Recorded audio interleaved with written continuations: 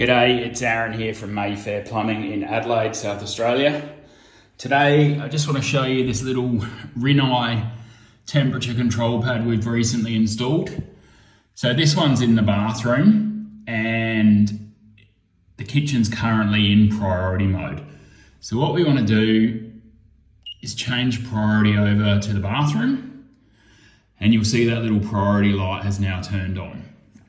So given this is the bathroom, it'll let you go down to 37 degrees and then lock out at 50.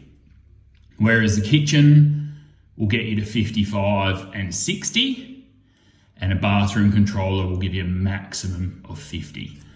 So what we typically find is that most of our customers like it around the 39 to 40 degrees.